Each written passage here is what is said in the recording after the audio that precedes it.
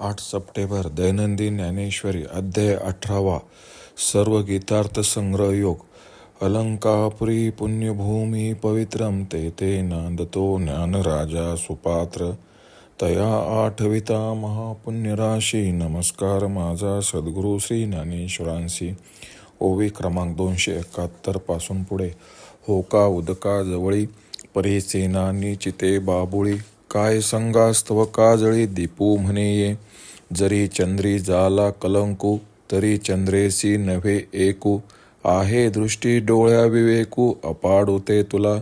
नाना वाटा वाटे जातया ओघा ओघी वाहतया. आरसा आरसा पाहतया अपाडू जेतला. पार्थागा ते तुले निमाने आत्मे निसी कर्मसिने. परी घेव विजय अज्ञाने ते केरे केसे. विकाशे रविते उपजवी धृती अली करवी भोगवी. ते सरोवरी का बरवी अब्जिनी जैसी. पुडत पुडती आत्मक्रिया अन्य कारण काची तैशिया. करू पाचाची तया कारण रूपा. पश्येतानी महाभावो कारणानी निबोध मे. सांख्ये कृतांते प्रोक्तानी सिद्धये सर्व कर्मनाम. आणि पाचही कारणे तिये तूही जानशील विपाये. जे शास्त्रे उभवून बाहे बोलती तया ते. वेदरायाचिया राजधानी सांख्य वेदांताच्या भुवनी. निरूपणाच्या निशानध्वनी गर्जती जिये. जे सर्व कर्मसिद्धी लागी इयेची मुद्दले हो जगी. तेत न सुवावा अभंगी आत्मराजू.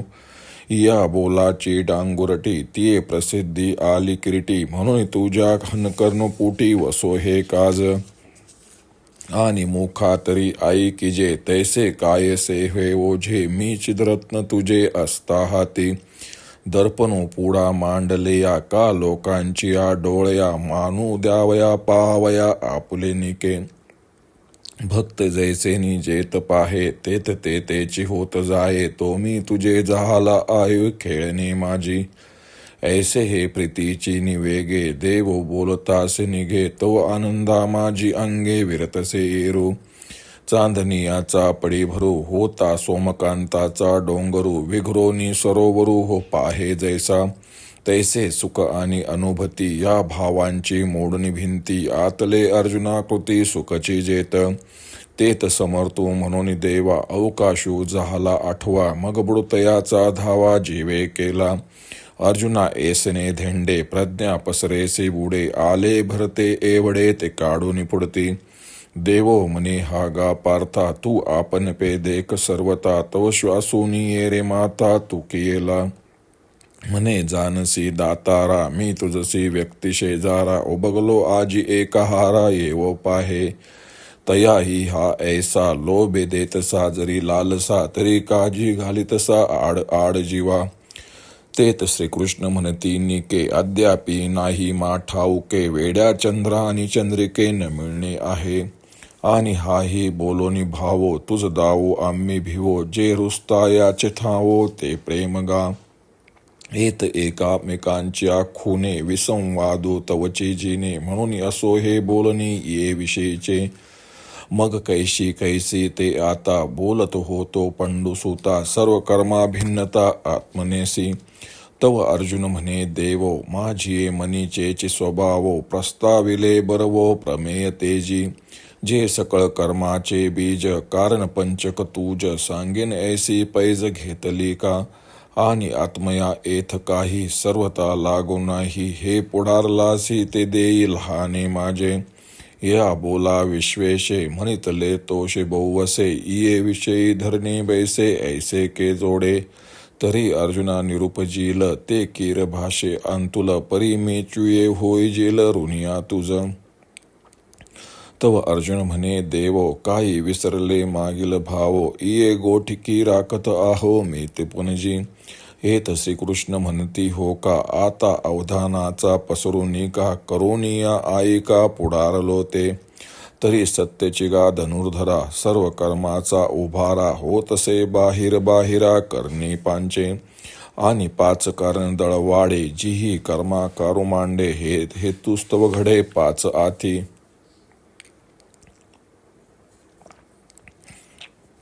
श्रीकृष्ण पुढे अर्जुनास सांगतात पाण्यावरच का असेना, पण ते शेवाळ त्याहून अत्यंत भिन्न असते किंवा काजळी दिव्याला धरूनच असते. म्हणून काय तिला दिवा म्हणता येईल? चंद्रावर असलेल्या कलंकाचे जसे चंद्राशी ऐक्य नसते व विचार करून पाहिले तर दृष्टी आणि डोळा यात जसे अंतर, अथवा वाट आणि वाटस्वरूप, ओघ ओघातील पाणी, आरसा आणि आरशात पाहणारा यामध्ये जितका भेद तितकाच पार्थ आत्मा आणि कर्म यामध्ये आहे. परंतु अज्ञानामुळे ते त्याच्याच ठिकाणी आहे असे वाटते. आपल्या विकासाने सूर्योदयाची सूचना देणारी, भ्रमणाकडून मकरंद भोगवणारी अशी ती कमलिनी वस्तुतः जशी सरोवरात निष्क्रिय असते, त्याप्रमाणे वारंवार आत्म्याच्या ठिकाणी घडत आहे अशी दिसणारी कर्मे वस्तुतः अन्य कारणाने घडणारी आहेत. ती कारणे 5 आहेत. त्याचे लक्षण सांगतो. ती 5 कारणे कदाचित तुला माहीत असतील, कारण शास्त्रात त्याची उघडपणे चर्चा केली आहेत. वेदरूपी राजाच्या राजधानीत असलेल्या वेदात सांख्यरूपी मंदिरात व्याख्यानरूप नौबतीच्या आवाजाने ती कारणे गाजत आहेत. सर्व कर्माच्या सिद्धीसाठी हीच 5 कारणे मुख्य आहेत. त्याचे निष्कारण आत्म्याचा अंतर्भाव करू नये. अर्जुना, अशा वर्णनाच्या दवंडीने ती कारणे प्रसिद्धीस आली, म्हणून ती कारणे तुझ्या कानावर असावीत. आणि मी ज्ञानरत्न चितरत्न तुझ्या अधीन असताना तुझ्याकडून ऐकावे असे संकट तरी कशाला? आरसा पुढे मांडीला असताना आपण कसे आहोत हे ठरवण्यासाठी लोकांच्या डोळ्याची गरजच काय? भक्त ज्या भावनेने जिकडे पाहिल त्याप्रमाणे तेथे मी दिसत असतो. असा जो मी, तो मी तुला तुझे खेळणे झालो आहे. माझ्यावर सत्ता नाही. प्रेमाच्या भरात असे बोलता बोलता देवांना भान राहिले नाही आणि त्याच वेळी अर्जुनही आनंद सागरात देहभान विसरत होता. चंद्रकांत मान्यांच्या डोंगरावर चांदण्याचा भार पडला असता तो पाझरून जसे सरोवर होऊ लागते, त्याप्रमाणे सुख व त्याचा भोग हा भेदभाव नाहीसावून जेथे सुखकर अर्जुनाकारच झाले. तेव्हा श्रीकृष्ण सर्वशक्तिमान म्हणून ते देहभानावर आले व मग आनंदात मग्न झालेल्या अर्जुनालाही आता देहभानावर आणावे असे त्यांना वाटले. अर्जुन एवढा प्रज्ञावंत, आपण कोण काय याचे भान न राहून जाणीवेस आत मग्न व्हावा इतके आनंदाचे भरते आले होते. त्याला वर काढून देव म्हणाले, अरे अर्जुना, भानावर ये, जागा झालास का? तेव्हा दीर्घ श्वास टाकून अर्जुनाने नुसती मान डोलावली आणि म्हणाला, हे प्रभो, आपण जाणता की आपल्याशी तू व मी अशा भिन्न भावनेने व्यवहारास कंटाळलेला मी आपल्या स्वरूपाशी समरस होऊ पाहतो. त्या माझे जर केवळ लोभाखातर असे कोड कौतुक करीत असाल तर मी म्हणतो, मला जीवन दशेवर आणून असा स्वरूपस्थितीला प्रतिबंध का करता? तेव्हा देव म्हणाले, अर्जुना, तुला अजून खरे वर्म कळलं नाही रे वेड्या. चंद्र आणि चांदणे यांचा वियोग होईल का? आणि हा आपल्या एकत्वाचा अभिप्राय तुला उघड करून सांगण्यास मला संकोच वाटतो. अरे कृष्णाने जो प्रेम दुनावते किंवा बळकट होते, तशी तुझ्या माझ्यात प्रेमाची जात आहे. भिन्नतेची अथवा द्वैतभावाची जाणीव असेपर्यंतच हे परस्परातील प्रेम नांदू शकते, असे त्याचे वर्म आहे. म्हणून ऐक्याचा विषय आता येथेच थांबवू. मग अर्जुना, आपला विषय कोणता चालला होता रे? सर्व कर्मांचा आत्म्याशी काही संबंध नाही, हेच ना?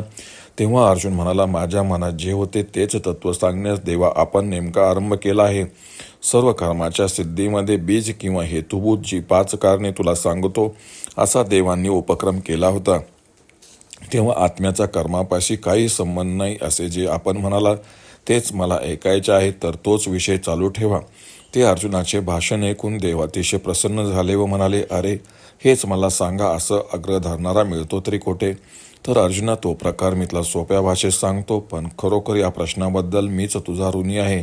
तेव्हा अर्जुन म्हणाला, देवा, मागील गोष्टींचा विसर पडला वाटते, कारण अद्याप तू व मी अशी भाषा सुरूच आहे. तेव्हा देव म्हणाले, ते असो, मी जे बोलत होतो ते आता नीट अवधान देऊन ऐक. तर अर्जुना, खरोखर सर्व कर्माची उभारणी या बाहेरील 5 कारणांनीच होत असते.